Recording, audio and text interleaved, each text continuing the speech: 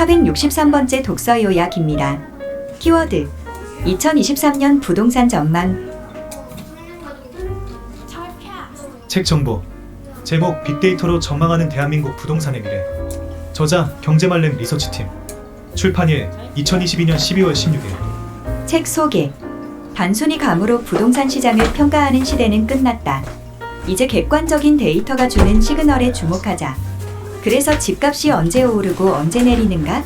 부동산 시장을 대하는 많은 사람들의 공통된 관심사이자 질문이다. 이에 대해 명확하게 짚어줄 부동산 전문가가 많지 않은 이유는 부동산의 변동 요인이 매우 다양한 형태로 나타나기 때문이다. 그러나 빅데이터 트렌드 분석을 통해 시그널을 포착한다면 부동산 시장에 대한 어느 정도의 예견이 가능하다. 이 책은 객관적인 데이터를 통해 부동산 시장을 파악하고 분석해 올바른 투자 전략까지 세울 수 있는 노하우를 담았다. 우리나라 부동산 시장은 심리적인 요소가 크게 작용하는 것이 현실이다. 그러나 이제 단순히 감으로만 부동산 시장을 평가하는 시대는 끝났다. 데이터가 그려주는 시그널은 집값 향방을 예측하는 데 강력한 무기가 된다. 부동산 데이터들은 누구나 쉽게 접하고 구할 수 있다. 이제는 단순한 주택 거래만이 아닌 매입자의 거주 지별, 연령별, 거래 주체, 거래 규모, 거래 용도 등의 데이터를 활용할 수 있어 과거보다 더 구체적인 시장 분석이 가능해진 것이다. 아직은 해석하는 일이 낯설고 어려울 뿐이다. 과거를 통해 미래를 보는 역사처럼 지금과 같은 부동산 침체기일수록 과거의 경제 상황을 현재와 철저히 비교 분석하는 일이 필요하다. 그럴 때 미래 가치가 높은 부동산을 앞서 파악하고 기회가 왔을 때 바로 실행에 옮길 수 있다. 가장 필요한 때 가장 좋은 집을 매수하고 싶다면, 미래 가치가 높은 부동산을 알고 투자에 성공하고 싶다면 객관적인 데이터를 기반으로 한 이 책이 유용한 전략서가 될 것이다. 책에서 얻은 내용.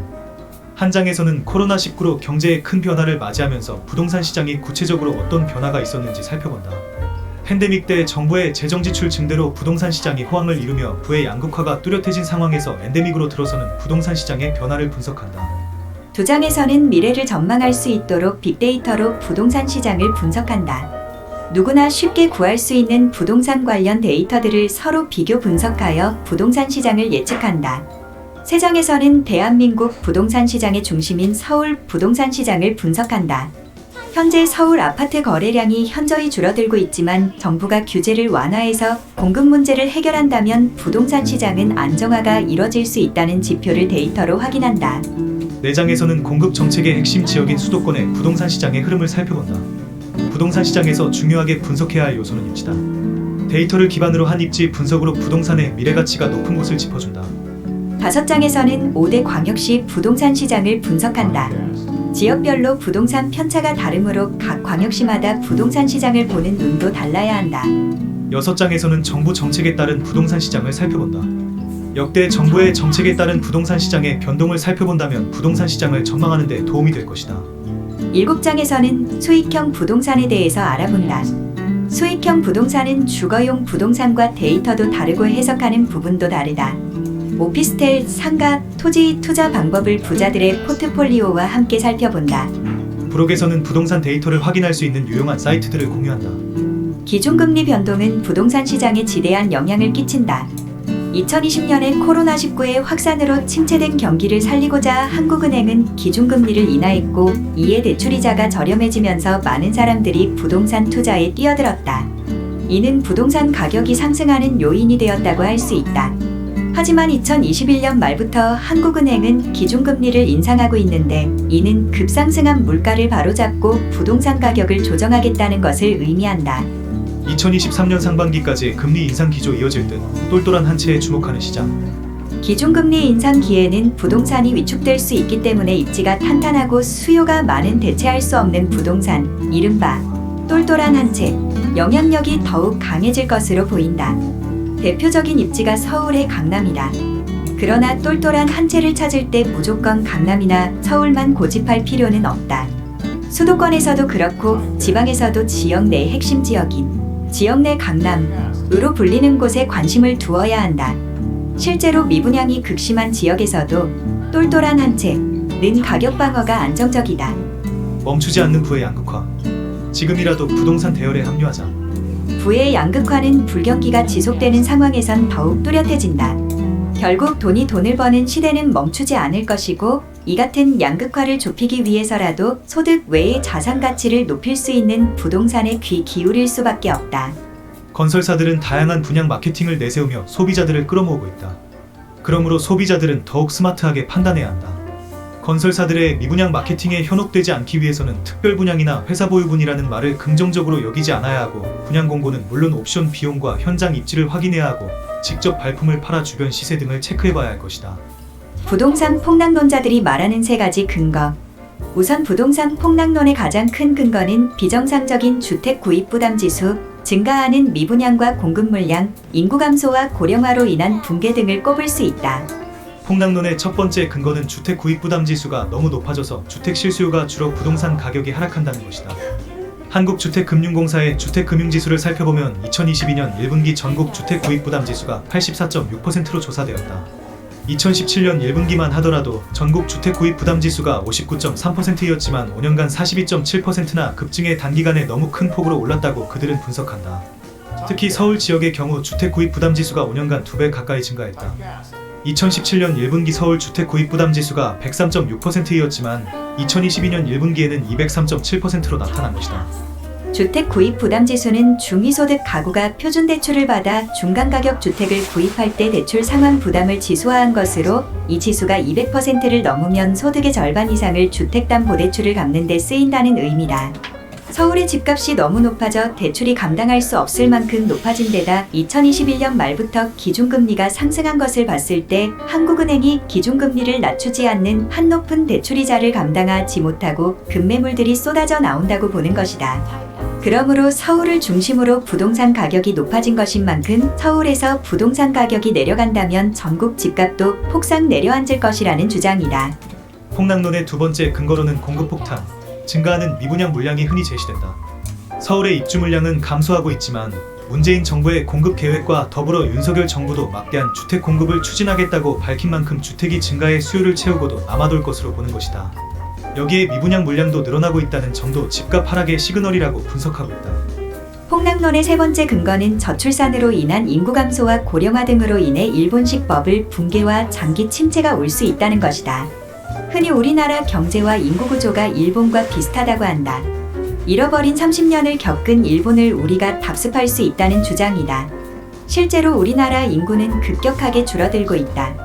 통계청에 따르면 우리나라 인구는 2020년에 5,183만 명으로 최고치를 기록한 뒤 2030년에는 5,119만 명으로 줄어들고 2040년엔 5,019만 명, 2050년에는 4,735만 명으로 급격하게 낮아질 것으로 전망하고 있다. 부동산 폭등론자들이 말하는 세 가지 근거.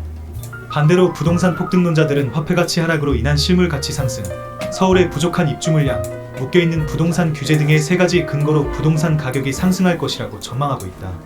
폭등론자들의 첫 번째 근거는 화폐의 가치는 하락하지만 실물 자산인 부동산의 가치는 상승하게 되어 부동산 가격이 올라간다고 보는 것이다. 즉 시간이 흐를수록 통화량과 화폐 가치의 하락이 이어지고 실물 가치는 높아질 수밖에 없다는 것이다. 예를 들어 지난해 1,000원 하던 아이스크림이 올해 1,500원이 되는 식으로 부동산 가격도 세계적인 경제 위기가 없는 한 계속해서 상승할 수밖에 없다고 보는 것이다. 집값이 폭등할 것이라는 두 번째 근거는 여전히 부족한 서울의 주택 공급이다. 부동산업계에 따르면 2020년 서울 아파트 입주 물량은 49,525가구에서 2021년 32,689가구, 2022년 22,092가구로 줄었고 2023년에는 23,975가구로 2022년보다 소폭 증가하지만 2024년에는 11,881가구로 급감할 전망을 보이면서 여전히 입주 물량은 부족하다는 것이다. 그래서 서울을 중심으로 주택 가격이 떨어지기는 어렵다고 그들은 분석한다. 묶여있는 부동산 규제는 집값 상승의 세 번째 근거다. 윤석열 정부가 내놓은 공약 상당수가 법 개정이 이루어져야 하는데 야당에서 쉽게 협조하지 않겠지만 결국은 규제 완화로 가치 상승이 이루어질 수 있다는 것이다. 2008년 미국의 금융위기 사태와 2020년 코로나19가 발생할 줄은 아무도 몰랐던 것처럼 2023년 이후의 미래 경제가 어떻게 흘러갈지 예측하기란 대단히 어렵다. 미래에 대한 전망은 통계뿐만 아니라 정책이나 세계 경제까지 고려해야 하기 때문에 결국 개인의 안목을 기르는 수밖에 없다. 또한 입장이 다르다고 해서 무조건 듣기를 거부하면 안 된다. 그리고 입장이 다르다고 해서 잘못된 통계라 판단하는 일도 없어야 할 것이다. 시세보다 저렴하게 내 집 마련을 할 수 있는 수단인 지역주택조합에 대한 관심이 많아지고 있다. 지역주택조합은 아파트를 공동구매하는 방식으로 일반 민간 아파트보다 최대 20에서 30% 저렴하게 매입할 수 있다는 장점에 많은 사람들이 몰려든다.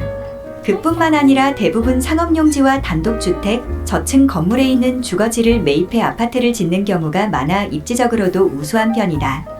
또한 상업지에 위치한 지역주택조합은 대형마트와 백화점도 인접해 생활인프라가 좋다.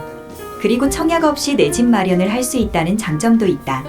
하지만 저렴하게 내 집 마련을 할 수 있는 지역주택조합은 리스크가 있다는 것을 꼭 명심하자. 대월세 시대, 애도래, 고가 월세는 더 증가할 것이다. 요즘 돈이 있어도 월세를 살 수 있다는 인식이 확산되면서 월세에 대한 거부감이 예전에 비해 많이 사라졌다. 또한 기준금리가 계속 인상될수록 세입자들은 전세보다 월세로 넘어갈 가능성이 더욱 크다. 심리가 지배하는 부동산 시장 조급증을 버려라. 부동산 가격은 장기적으로 인구 소득, 경제 성장률, 정책 등의 다양한 변수에 따라 움직이는 것은 분명하다. 하지만 단기적으로 심리적 영향이 절대적이다. 심리는 단기적으로 오르내리는 가격을 이해하는데 핵심 변수다. 부동산 시장은 인간의 욕망과 불안이 분출하는 심리적 공간이라는 말이 있다. 부동산 시장을 디테일하게 살펴보면 실제 사실보다는 억측과 풍문에 더 출렁거리는 것을 알 수 있다. 따라서 기다리는 자가 이긴다. 좋은 기회는 다시 오기 마련이다. 사업이 순조롭게 진행된다면 아파트 브랜드 시공사와 이주비 규모도 중요하다.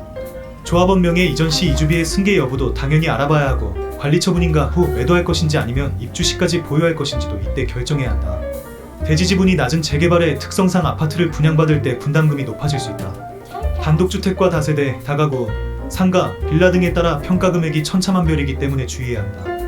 외계인이 서울로 모일 수밖에 없는 이유에 지목하자. 서울에 거주하지 않는 외지인들이 주택 매입으로 주택 공급이 꾸준히 이어지고 있는 분위기다. 지방보다는 서울로 수요가 모일 것이며 서울에서는 특히 강남으로 수요가 집중되는 상황이 지속될 것이다. 집을 선택하는 데 있어서 첫째도 입지, 둘째도 입지, 셋째도 입지 란 말이 있다. 그만큼 입지는 부동산에서 가장 중요한 요소다.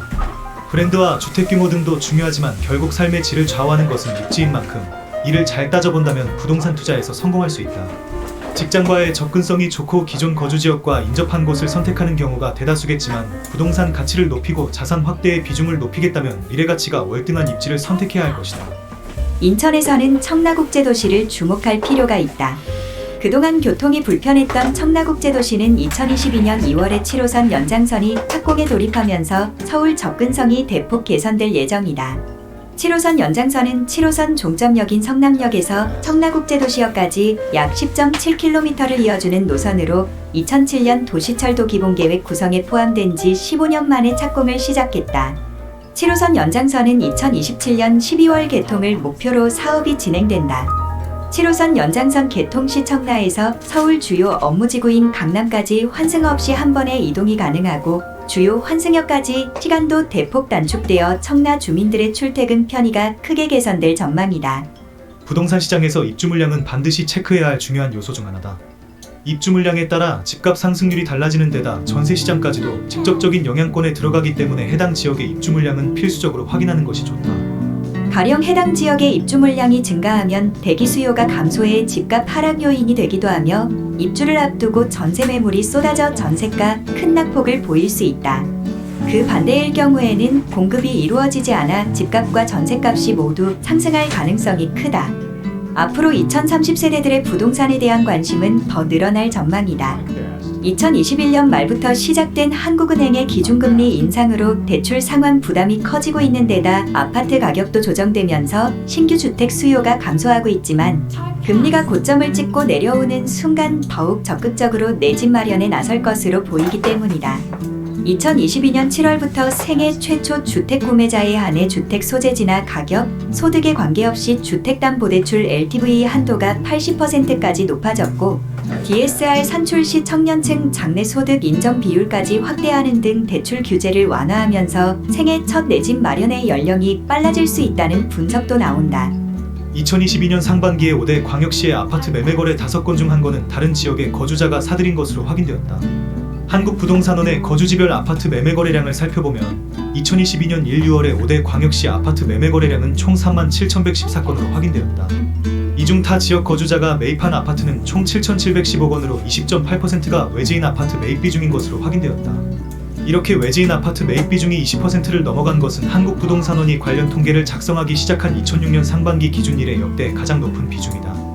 부동산 시장도 예전에 비해 다양성이 확대되었고 규모도 커졌다. 이에 따라 정부가 부동산 시장에 개입하는 영역이 넓어졌고 이해관계도 복잡해졌다. 그러므로 정부가 시장에 과도하게 개입하게 된다면 시장이 무너질 수도 있다. 또한 정부가 저소득층이나 주거 불안정을 겪는 이들에게 선의를 베푼다는 좋은 의도와는 달리 부작용을 낳을 수도 있다. 무상으로 도움을 받는 사람들은 계속해서 의지하려는 마음이 생길 것이고 고소득층은 열심히 일할 의욕을 상실해 활발한 경제활동이 이루어지지 않을 수도 있다. 따라서 정부의 시장 개입은 시장 경제의 자유로운 활동을 저해하지 않는 범위 내에서 이루어져야 한다. 가능한 한 시장의 경쟁 원리를 시장에 맡기고 필요한 경우에 최소한의 정부 개입이 이루어져야 할 것이다. 윤석열 정부는 전월세 시장 정상화를 위해 임대차 3법 폐지를 공약으로 내세웠다. 시장 원리에 따라 임대인들도 자유롭게 공급량 전월세 물량을 늘릴 수 있도록 해야 한다는 것이다. 정부가 시장의 물량이나 가격을 직접 통제하는 계약갱신 청구권과 전월세 상한제 대신 시장 원리에 부동산 시장을 맡기는 것이다. 임대차 3법 폐지가 공약으로 나온 것은 전세 기간을 2년 플러스 2년으로 연장하는 계약갱신 요구권과 전월세 인상률을 5%로 묶어 전월세 가격을 직접 통제하는 전월세 상한제가 전월세 물량 급감과 가격 급등을 초래했다는 판단을 했기 때문이다. 물론 여소야대의 전국에서 임대차 3법 폐지가 현실화되는 것은 쉽지 않을 것으로 보인다. 하지만 개선할 수 있는 대안을 제시해 최대한 합의를 이끌어낼 것으로 보이며 다주택자에게 인센티브를 줘 전월세 매물을 유도할 것으로 보인다. 신도심 상업시설의 경우 신규 시세가 반영되는 만큼 분양가나 매수 가격대가 높게 책정된다. 신도시 개발에 맞춰 상업시설 공급도 활발히 이루어져 원하는 곳을 미리 선점할 수 있는 데다가 향후 큰 폭으로 가치 상승을 기대할 수 있다. 하지만 분양가의 적정성을 확인하기 어려운 데다 향후 배후 수요 규모 등이 예상한 대로 흘러가지 않을 가능성이 있기 때문에 가급적 리스크가 적은 곳을 택하는 것이 좋다. 부동산 매입 계획에 대해 이미 매입했거나 매입할 계획이 있다고 말한 부자들의 비중은 강남과 강북의 차이가 크게 없었다. 하지만 매입할 계획이 없다고 의사를 밝힌 부자의 비율은 강남 부자 57%, 강북 부자는 48%로 큰 차이를 보였고 향후 정책 변화 등 추이를 살펴보고 결정하겠다고 응답한 비율은 강북 부자 36%, 강남 부자 26%로 강북 부자의 비율이 훨씬 큰 것으로 확인되었다. 토지에 투자하기 위해선 투자 기간을 정하는 것이 좋다. 투자 기간에 따라 투자할 토지의 종류가 달라지기 때문이다. 투자 기간을 중단기 5에서 8년로 계획한다면 도시와 가깝고 도로와 인접한 너무 넓지 않은 크기의 토지 500평에 투자하는 것이 좋다. 그래야 쉽게 매수인을 찾을 수 있고 매도하기에도 편하다. 반대로 투자 기간을 장기간 8년 이상으로 계획한다면 토지의 개발 가능성이나 개발 호재가 있는 저렴하고 넓은 토지를 매입해야 큰 차익을 누릴 수 있다. 저자 소개. 저자 경제말렘 리서치팀. 데이터를 기반으로 각종 부동산 통계를 분석 제공하는 큐레이션 서비스팀이다. 2018년 5월에 첫 론칭 이후 지금까지 수백 건의 부동산 실황 및 분석 자료를 주요 언론사와 부동산 관련 업계에 제공하고 있다. 저자 오대열. 신문 방송학 전공 후 언론사에서 취재기자로 일하다 부동산 업계에 발을 들였다. 현재는 팀장으로서 경제말렘 리서치팀 총괄을 맡고 있다. 저자 황한솔. 문과 출신이지만 숫자에 강하다. 국내외 부동산 통계를 수집해 개량하고 분석 발표하는 일을 하고 있다. 이상으로 독서 요약을 마치겠습니다. 본 녹음은 타입캐스트를 이용하였습니다. 지금까지 상상빌더였습니다. 감사합니다.